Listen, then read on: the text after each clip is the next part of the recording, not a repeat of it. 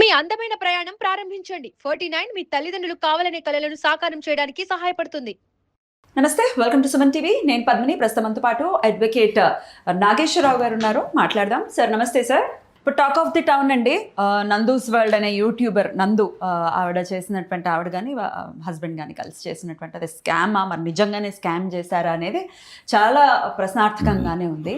కొన్ని కోట్లనే చెప్తున్నారు. మరి అక్కడ జాబ్ ఇప్పిస్తాము అని చెప్పి ఇక్కడ వాళ్ళ దగ్గర లక్షలు, ఒక్కొక్క పర్సన్ దగ్గర 20 lakhs తీసుకున్నారని కూడా చెప్తున్నారు.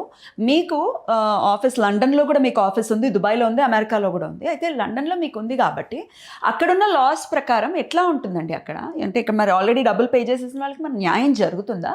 అసలు దీన్ని స్కామ్ కింద చూడొచ్చా? వాట్ ఈజ్ యువర్ ఒపీనియన్ అండి? ఇప్పుడు జనరల్గా ఏంటంటే ఇప్పుడు అక్కడ స్కామ్ జరిగిందా లేదా అనేది అయితే నాకైతే ఖచ్చితంగా తెలియదు. ఎందుకంటే నేనైనా కూడా సోషల్ మీడియా చూడాలి కాబట్టి, సోషల్ మీడియా నుంచి తెలుసుకున్నదే కాబట్టి. ఇప్పుడు వీళ్ళేమో స్కామ్ జరిగిందని చాలామంది చెప్తారు, వాళ్ళేమో అసలు స్కామే చేయలేదు, మాకు సంబంధం లేదు వాళ్ళు చెప్తారు. కుట్ర చేస్తున్నారు కొంతమంది అని వీళ్ళు చెప్తారు. సో మనకు ఆ యూకే వీసాలకు సంబంధించిన స్కామ్ గురించి మనకు ఖచ్చితంగా తెలియదు కాబట్టి మనం వాళ్ళ గురించి మాట్లాడడం కంటే అసలు యూకేలో ఏం జరుగుతుంది, ఇటువంటి కేసులలో ఏం జరుగుతుంది అనేది మనము జనాలకు పబ్లిక్ అవేర్నెస్ కోసం అనేది మనం చెప్పుదాం. మనం ఫస్ట్ ఏంటంటే ఇప్పుడు లండన్లో ఏంటంటే వీసా రూల్స్ అంటే చాలా కష్టంగా ఉన్నాయి.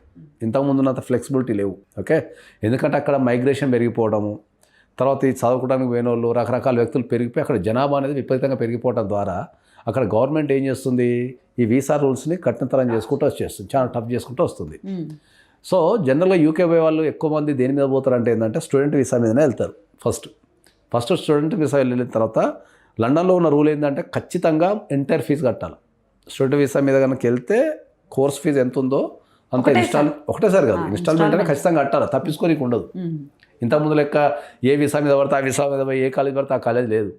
సో ఖచ్చితంగా ఏంటంటే అక్కడ మొత్తం ఫీజు కట్టాలి. తర్వాత నీకు ఏమవుతుంది, చదువు అయిపోయిన తర్వాత మనకు 18 నెలల నుంచి 2 years వరకు మనకు ఒకటి అది సేమ్ ఫీల్డ్లో పని చేసుకునే మనకు వర్క్ పర్మిట్ ఇచ్చే అవకాశం ఉంటుంది ఆ 2 years వరకు. సేమ్ ఫీల్డ్ అంటే నువ్వు చదివిన ఫీల్డ్. ఇప్పుడు ఒకవేళ బీటెక్ చేస్తే కనుక ఇంజనీరింగ్, ఎంబీఏ కనుక చేస్తే ఎంబీఏ ఫైనాన్స్ చేస్తే ఫైనాన్షియల్ రంగము, అట్లా అంటే నువ్వు చదివిన సేమ్ ఫీల్డ్లోనే నువ్వు ఒక 2 years వరకు నీకు లీగల్గా జాబ్ చేసుకునే అవకాశం ఉంటుంది.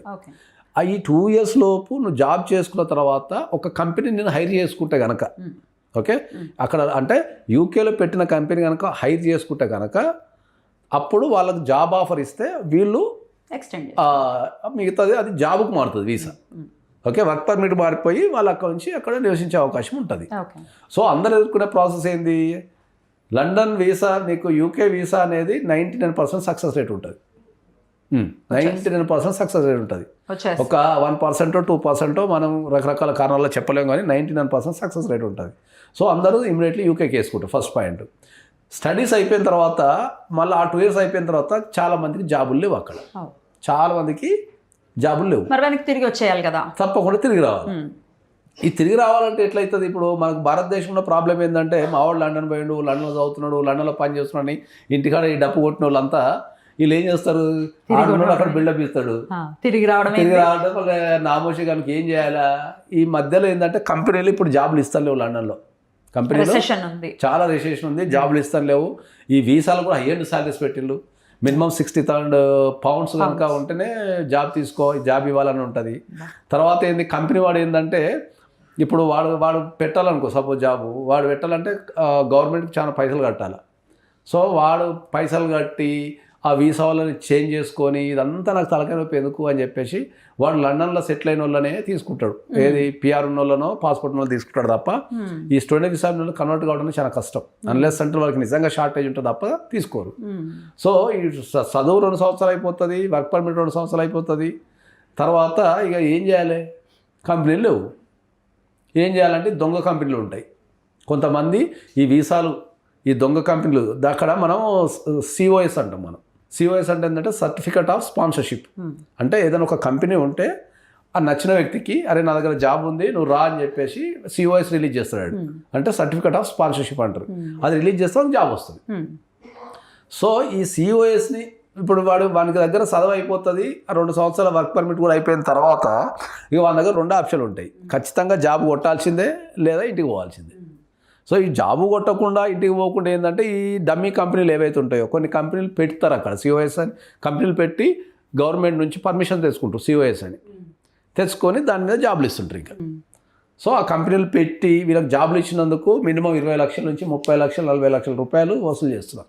Depend upon the persons necessity వాళ్ళకున్న కెపాసిటీని బట్టి యావరేజ్గా 20 లక్షల నుంచి 50 లక్షలు స్పాన్సర్ చేస్తున్నారు. ఇప్పుడు వీళ్ళకి కూడా అట్లనే పదుల సంఖ్యలో కంపెనీలు ఇప్పుడు ఉన్నాయి అని చెప్పి అదే వింటున్నాం. అంటున్నారు అంతే. ఇప్పుడు మనం అంటే వాళ్ళు నేరం చేసినా లేదని మనకు తెలియదు, కానీ ఇక్కడ ఎవరికి తెలియని ఒక బ్యూటిఫుల్ విషయం ఏంటంటే ఇంత మొత్తుకుంటున్న ఈ వ్యవస్థలో ఎవరికి తెలియని ఒక బ్యూటిఫుల్ విషయం ఏంటంటే ఎవరైతే పైసలు ఇచ్చిందో వాడు ఏమైనా కంప్లైంట్ ఇస్తే ఫస్ట్ వాళ్ళు లోపలికి పోతాడు. అక్కడ వాడిని వేసేస్తారు ఫస్ట్. ఎక్కడ? ఇక్కడ యూకేలో యూకేలో ఏంది, ఎవడన్నా పైసలు ఇస్తే ఫస్ట్ నువ్వు ఇల్లీగల్ పనులను ప్రోత్సహించినావు కాబట్టి నేనే తప్ప అని చెప్పి ఫస్ట్ నేను లోపటేస్తారు. ఇమ్మీడియట్లీ డిపోర్టేషన్ చేసి వీసా క్యాన్సిల్ చేస్తారు. This is the advantage in the UK. ఎవడన్నా పొల్యూషన్ పోయి సార్ నాకు వాడు జాబ్ ఇస్తా అంటే నేను 20 లక్షలు కట్టినా సార్ అన్నాడు అనుకో, ఫస్ట్ వీళ్ళు డిపోర్టేషన్ చేస్తారు.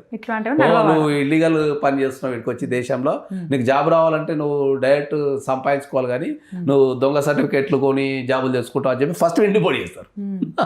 కంపెనీ ఎట్లా ఎంకరేజ్ చేస్తుంది అక్కడ గవర్నమెంట్? ఏది ఇప్పుడు ఎందుకు ఇప్పుడు నాకు కంపెనీ ఉంది, నా కంపెనీ యూకేలో ఉంది, నాకు సిఓఎస్ ఉంది, నేను అడ్వకేట్స్కి నేను సిఓఎస్ ఇవ్వచ్చు. అక్కడ నేను సిఓఎస్కి ఇవ్వచ్చు. ప్రతిదీ పేపర్ మీదనే ఉంటుంది. ఇప్పుడు నేను ఒక అడ్వకేట్ని కనుక నేను నియమించుకుంటే నేను ప్రతి నెల జీతం వేయాలా, ఖచ్చితంగా జీతం వేయాలా, గవర్నమెంట్కి ట్యాక్స్ కట్టాలా. ఒక నెల ట్యాక్స్ నేను 1500 to 2000 pounds కట్టాలా గవర్నమెంట్కి. ఒక నెలకు ఒక 1500 pounds అంటే it's nothing but 2 lakhs. 2 lakhs rupees నేను ట్యాక్స్ కట్టాలా. నిన్ను నియమించుకున్నందుకు నేను 2 lakhs రూపీస్ ట్యాక్స్ నెలకు. సంవత్సరానికి ఎంత కట్టాలా ఒక ఎంప్లాయ్కి? నిజంగా నాకు జెన్యూన్ రిక్వైర్మెంట్ ఉండి నాకు వర్క్ జరుగుతుందంటే నేను తీసుకుంటాను. ఇప్పుడు ఇప్పుడు నా ఆఫీస్ నుంచి నా 5 సిఓఎస్లు ఉన్నాయి. నాకు 5 నేను రిక్రూట్మెంట్ చేసుకోవచ్చు. నేను ఏమైనా తప్పు చేసిన అనుకో క్యాన్సిల్, నా వీసా క్యాన్సిల్ చేసేస్తారు, నా కంపెనీ క్యాన్సిల్ చేసేస్తారు, కంపెనీ మీద పెనాల్టీ కూడా ఇస్తారు. 60,000 pounds నుంచి పైకేసే అవకాశం ఉంది. ఇంకా నేను వేరే దేశస్తున్నా కాబట్టి, అంటే నాకు యూకే పాస్పోర్ట్ లేదు కాబట్టి నన్ను 14 years నుంచి లైఫ్ టైం జైలు వేసే అవకాశం కూడా ఉంది. అక్కడ యూకే సిటిజన్ ఉంటే కొద్దిగా అడ్వాంటేజ్. అక్కడ కనుక యూకే పాస్పోర్ట్ ఉండి ఇటువంటి క్రైమ్స్ చేసినా కూడా కొద్దిగా అడ్వాంటేజ్. అడ్వాంటేజ్ ఏంటంటే మనకున్నంత ఉండవు. ఫస్ట్ మనల్ని వేరే దేశంలో కూడా ఇమీడియట్ లోపటేసేస్తారు, తర్వాత వీసా క్యాన్సిల్ చేసేస్తారు, తర్వాత అంత చికాకు అవుతుంది. యూకే పౌరుని లోపటేసుడు ఇదంతా ఉండదు, కేసులు నడుస్తూనే ఉంటుంది. అది నడుస్తూనే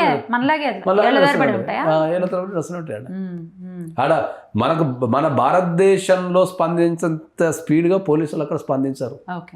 ప్రతిదీ ఒక సిస్టమ్ ప్రకారం ఒక పర్ఫెక్ట్ ఇన్వెస్టిగేషన్ చేసుకొని వెళ్ళిపోతుంటారు తప్ప ఇప్పుడు మన భారతదేశంలో కనుక సార్ పలానా పైసలు తీసుకుంటే పక్కన ఎత్తుకొచ్చేటట్టు ఉండదండి.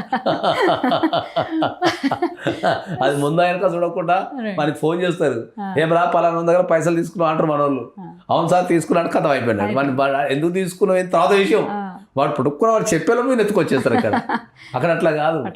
అక్కడ ప్రతిదీ పక్కాగా ఎవిడెన్స్ అంతా సేకరించుకొని ఇది జరిగిందా లేదా అనేది మొత్తం తెలుసుకొని ఒక కంప్లైంట్ ఇచ్చిన తర్వాత 2 నుంచి 3 నెలలు పడుతుంది అది ప్రైమరీ ఇన్వెస్టిగేషన్ జరగడానికి.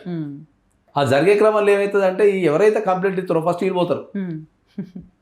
ఒకవేళ వాడు ఇల్లీగల్గా ఇప్పుడు నువ్వు ఇల్లీగల్గా మనీ కట్టిన అర్థం నువ్వు ప్రోత్సహించే కదా నువ్వే ఈ దేశానికి పెడ ఫస్ట్ వెళ్ళిపోతారు. వీడు కంప్లైంట్ ఇచ్చేది చేశారు. ఇంకా అయితే మరి వీళ్ళు ఎంతమంది మాట్లాడుకుంటున్నారు కదా, కంప్లైంట్ ఇచ్చిన వాడు లోపలికి పోతాడు విషయం, లేకపోతే వీసా క్యాన్సిల్ విషయం ఎవరికి తెలియదు. మీరు చెప్పేంత వరకు తెలియదు ఎవరికి. సో ఇప్పుడు వాళ్ళు చేసేది కూడా ఏం లేదు. అయితే అదే అంటున్నా ఇప్పుడు దానికి. ఇప్పుడు నేనేం చెప్తా అంటే ఏంటంటే ఇప్పుడు జాబులు ఇస్తే పైసలు ఇస్తే జాబులు పెడతా అనే ఒక విషయం మీద ఒక యూకేలో ఒక సంఘటన జరిగింది. ఇంత రాద్ధాంతం చేస్తున్నారు కదా. హైదరాబాద్లో గల్లీకు ఆఫీస్ ఉంది. గల్లీకు ఆఫీస్ ఉంది. 2 లక్షలు కడితే 3 లక్షలు కడితే జాబ్ వస్తుంది, హెచ్ఆర్తో మాట్లాడతాము, జాబ్ వస్తుంది, నీకు నెలకు అంత ఇస్తావు ఇంత ఇస్తావు అనేది గల్లీకు ఆఫీస్ ఉంది. యూకే కాబట్టి 2 లక్షలు తీసుకున్నారు. ఇండియా కాబట్టి 2 లక్షలు తీసుకుంటారు. తేడాలో ఏముంది చెప్పు, నాకు అర్థం కాదు. సార్, ఫస్ట్ అక్కడ ఎవరి మైండ్ సెట్ మారాలా, అవును. ఎవరి మైండ్ సెట్ మన మారాలా, మైండ్ సెట్ డెఫినెట్ యువత మైండ్ సెట్ మారాలా. బ్యాక్ డోర్స్ బ్యాక్ డోర్స్ పనిచేయవు, మన టాలెంట్ మన Exactly. క్రియేటివిటీనే మనల్ని కాపాడుతుంది. కాబట్టి నేను టాలెంట్ పెంచుకుంటా, Right. లేకపోతే మంచిగా చదువుకుంటా, మంచి మార్కులు తెచ్చుకుంటా, ఒక కొత్త ప్రయోగం చేస్తా, ఒక క్రియేటివిటీ. నువ్వు వీటి మీద దృష్టి పెట్టకుండా Right. నువ్వు ఏదో చదువుతావు, దాని మీద నాకు జాబ్ రావటం లేదు, నేను జాబులు కొంటా అంటే ఏడ వర్కౌట్ అవుతుంది. రైట్. ప్రపంచంలో నిజంగా జాబ్ ఉన్న దగ్గర ఎవరు కూడా పైసలు అడగరు. కరెక్ట్. ఇప్పుడు నేను ఇన్ని కంపెనీలు నడిపిస్తున్నా కదా, నాకు జాబ్ చేసిన దొరుకుతలేరు. నేను కాలు పట్టుకొని బతిలాడుతా, రండి అయ్యా పని చేస్తా అంటే దొరుకుతలేరు. నేను ఎందుకు పైసలు తీసుకుంటా? అయితే ఇప్పుడు వాళ్ళు డబ్బులు కట్టేసిన వాళ్ళకి అక్కడ ఎలాగో న్యాయం జరగదు అంటున్నారు. పోనీ ఇక్కడ ఇండియా నుంచి వాళ్ళు ఒకవేళ ఇండియా నుంచి ఎట్లా చేస్తారు, ఎట్లా చేస్తారు? జరిగిన క్రైమ్ యూకేలో జరిగిన క్రైమ్ యూకేలో ఇక్కడ వేయడానికి ఉండదా? ఎట్లా చేస్తాం ఇండియాలో? ఇప్పుడు ఇండియాలో మీకు అర్థమయ్యే భాషలో యూకేలో యాక్సిడెంట్ జరిగింది అనుకో, ఇండియా వచ్చి కంప్లైంట్ ఇస్తారా? ఇవ్వం కదా. క్రైమ్ లో సింపుల్ పట్లేదు, అది ఇండియాకి రిలేటెడ్ ఏం లేదు. So there's ఇండియాకి nothing to do. రిలేటెడ్ ఏం లేదు, ఇండియాకి రిలేటెడ్ ఏం లేదు. ఒకవేళ ఇది యూకే గవర్నమెంట్ ఒకవేళ సీరియస్ గా తీసుకుంటే, ఒకవేళ నిజంగానే స్కామ్ గనక ఇలా జరిగి ఉంటే ఆ నందు వాళ్ళ ఫ్యామిలీ మీద ఎటువంటి యాక్షన్ తీసుకుంటారు? అసలు ప్రపంచంలో ఉన్న లోపాలన్నీ యూకేలో ఉంటాయి.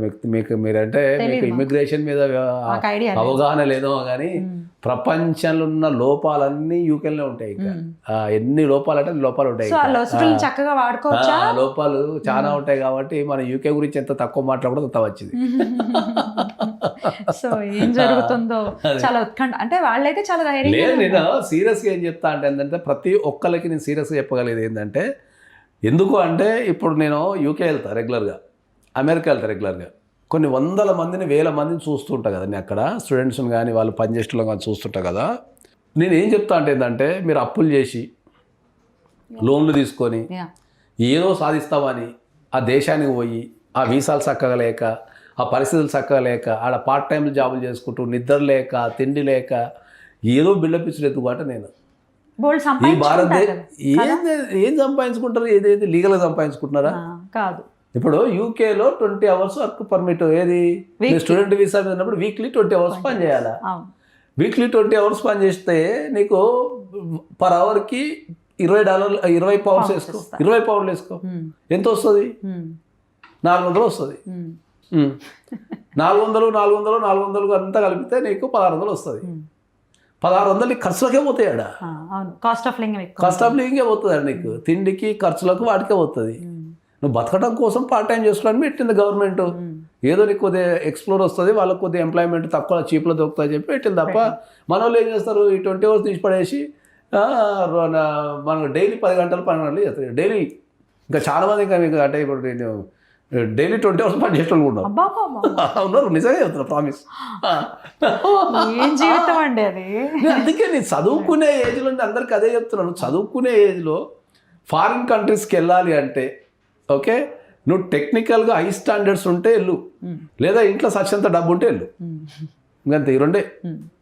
నీకు టెక్నికల్ హై స్టాండర్డ్స్ ఉన్నాయి, ఇంటర్నేషనల్ లెవెల్లో నువ్వు ప్రయోగాలు చేయాలా, నీకు హయ్యెస్ట్ మార్క్స్ ఉన్నాయి, బాగా విపరీతమైన నువ్వు చాలా బ్రిలియంట్ స్టూడెంట్ అనుకుంటే వెళ్ళు. అట్లాంటి వాళ్ళ గౌరవం ఉంటుంది.